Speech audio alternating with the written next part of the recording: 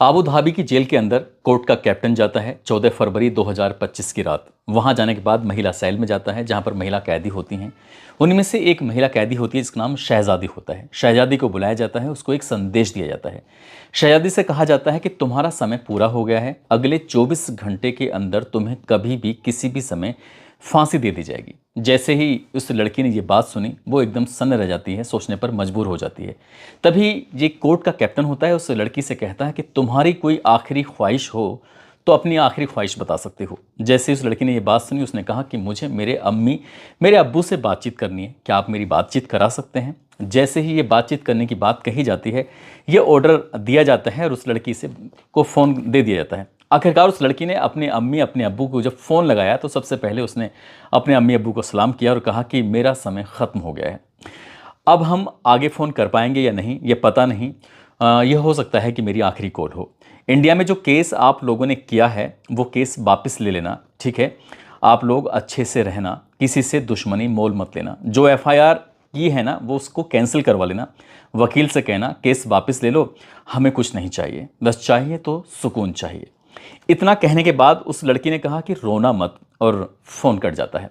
Phone तो cut जाता है लेकिन इन शब्दों को सुनने के बाद उस लड़की के अम्मी और अब्बू के कान में वो शब्द लगातार गूंज रहे हैं कि रोना मत, और लेकिन वो रोए चले जा रहे हैं। और जब ये कहानी आप सुन रहे होंगे, शायद वो लड़की इस दुनिया में होगी या नहीं होगी इस बारे में कुछ नहीं कह सकते, लेकिन आखिरकार वो फांसी के फंदे तक क्यों पहुंची, आज की इस कहानी के माध्यम से यही जानने की, यही समझने की कोशिश करते हैं। आदाब, नमस्कार, सत श्री अकाल। मैं उस्मान सैफ़ी। आज की जो सच्ची घटना मैं आपको सुनाने जा रहा हूँ, ये सच्ची घटना शुरू होती है उत्तर प्रदेश के ज़िला बांदा का एक थाना लगता है मटौंद, और उसी का एक गांव लगता है गोयरा मुंगली। दरअसल शब्बीर खान के घर में जन्मी एक लड़की जिसका नाम रखा जाता है शहजादी। शहजादी देखने में बहुत ज़्यादा अच्छी होती है, सुंदर होती है, और वो एक ऐसी लड़की जो अपनी अम्मी अपने अब्बू का ख्याल रखने वाली होती है। वो छोटी ज़रूर थी लेकिन ख्याल बहुत रखती थी। जब वो 8 साल की थी, एक दिन वो रसोई के अंदर जाती है, 8 साल की उसकी उम्र थी, कि पानी था वो खोल रहा था। अम्मी उस रसोई से कुछ दूरी पर थी। उसने कई बार अपनी अम्मी को आवाज़ लगाई कि अम्मी पानी बहुत ज़्यादा उबल रहा है, खोल रहा है, क्या करना चाहिए।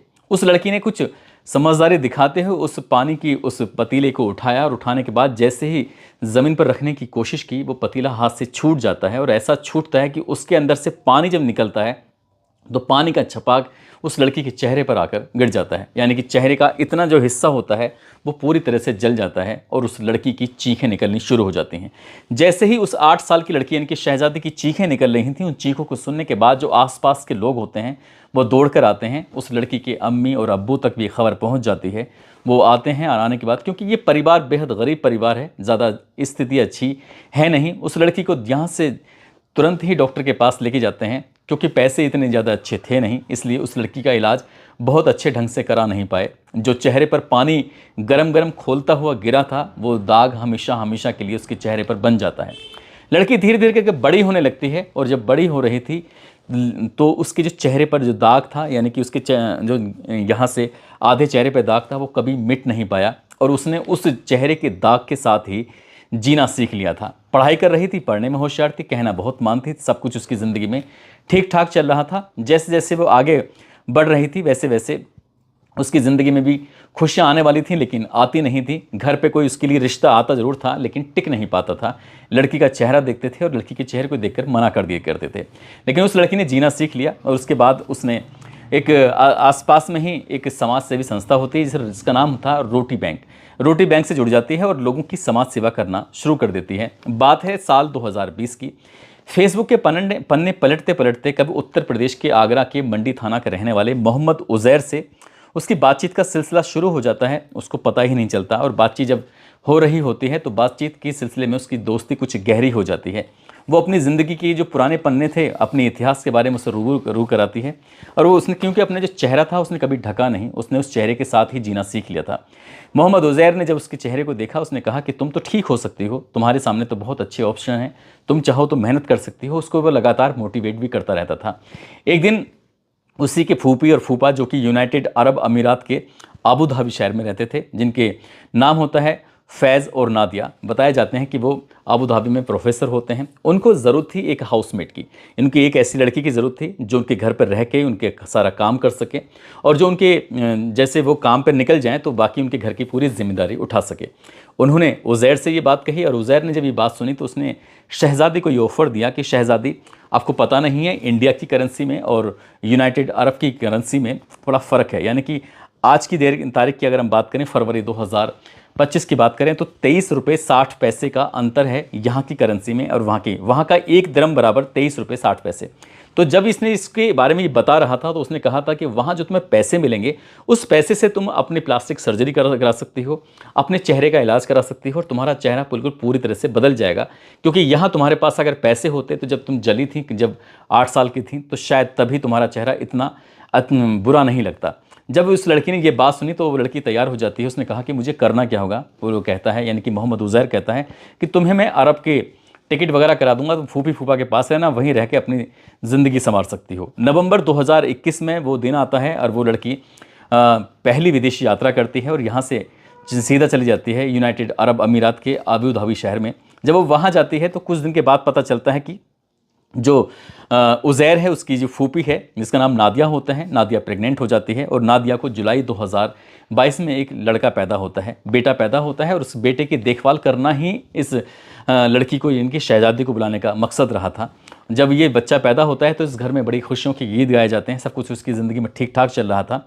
और 6 दिसंबर 2022 को इसको एक टीका लगना था और जैसे ही टीका लगता है, टीका लगने के बाद क्योंकि जो इस बच्चे की माँ होती है वो अपनी ड्यूटी पर चली जाती है, घर के अंदर शहजादी थी 4 महीने 20 दिन का वो बच्चा था नादिया का। साथ ही नादिया की यहाँ पर सांस भी रुकी हुई थी। जब ये डॉक्टर की टीम आती है, उसने नर्स ने जब इंजेक्शन लगाया, इंजेक्शन लगाने के बाद वो बच्चा रोने लगता है। ये खबर दी जाती है नादिया को कि तुम्हारा बच्चा बहुत ज़्यादा रो रहा है, क्या करें। वो कहती है कि ये तो एक सामान्य सी बात है, जब इंजेक्शन लगता है तो हो सकता है कि उसको दर्द वगैरह हो रहा हो, परेशान होने की ज़रूरत नहीं है, आराम से उसको दूध पिलाओ और वो सो जाएगा। जैसे ही उसको सुलाया जाता है वो बच्चा सो जाता है। कई घंटे बीत जाने के बाद आखिरकार नादिया भी अपनी ड्यूटी से वापस आ जाती है और वापस जब आती है तो आकर देखती क्या है कि बच्चा बहुत आराम से इत्मीनान से सो रहा था, लेकिन उसका जो बॉडी का कलर था वो नीला पड़ चुका था। तभी उन्हें लगता है कि कुछ ना कुछ बात है। उस बच्चे को हिलाया जाता है, डुलाया जाता है, लेकिन कोई वो मूवमेंट जब नहीं कर रहा था तब पूरे घर वालों में एकदम चिंता की लहर दौड़ जाती है और उसके बाद उस बच्चे को हॉस्पिटल लेके जाते हैं। जब हॉस्पिटल पहुंचते हैं तो पता चलता है कि उस बच्चे ने दम तोड़ दिया, यानी कि वो मर चुका है। बच्चा मर जाता है। अब ये बात उसके या नादिया के पति फैज़ को पता चल जाती है। फैज़ भी जब हॉस्पिटल पहुंच जाता है तो उसने हॉस्पिटल वालों पर आरोप लगाया, वहाँ के जो स्टाफ था उनसे कहा कि तुमने हमारे बच्चे के साथ कुछ ना कुछ ऐसा गलत किया है जिसकी वजह से इसकी मौत हुई है। अब वहाँ पर काफ़ी कहासुनी हो जाती है। ये वापस घर लौट के आ जाते हैं और घर लौट के आने के बाद लगभग 36 घंटे बीत जाते हैं, लेकिन उस बच्चे का कोई पोस्टमार्टम वगैरह नहीं कराया गया था। ये जानने की कोशिश नहीं की गई थी कि आखिरकार इसके साथ हुआ क्या है, इसकी मौत का मेन कारण क्या है। और उस बच्चे के जो कफन दफन था वो सब कुछ करा दी जाता है। अब नादिया की कहीं ना कहीं दुश्मनी सी बन जाती है शहजादी से कि तुम्हारी लापरवाही से ही मेरे बच्चे की मौत हुई है। अब आए दिन किसी न किसी बात को लेकर कहासुनी हो जाती है। कहासुनी लगातार बढ़ रही थी। इस बात को लगभग 57 दिन का समय बीत जाता है और जब 57 दिन का समय बीत जाता है तो तब नादिया का गुस्सा और भी ज़्यादा चरम सीमा पर पड़ जाता है। और हद तो तब हो जाती है जब उस लड़की की यानी कि शहजादी के साथ मारपीट की जाती है। मारपीट करने के बाद उसको ये करने के लिए मजबूर कर दिया जाता है कि तुमने इस बच्चे की, तुम्हारी वजह से, तुम्हारी लापरवाही की वजह से इस बालक की मौत हुई है। और इस बात के लिए ये भी जब मीडिया रिपोर्ट में पढ़ा गया तो पता चलता है कि उस लड़की को ना केवल मारा पीटा गया था बल्कि उसको बिल्कुल न्यूड कर दिया गया था। उसके तन पर कोई कपड़े नहीं होते थे और जब उसे रोज पीटा जाता था तब जाकर लड़की वो तैयार हो जाती है और उसके एक वीडियो बन जाता है और वीडियो में वो स्वीकार कर लेती है कि हाँ ये सब मैं नहीं किया है।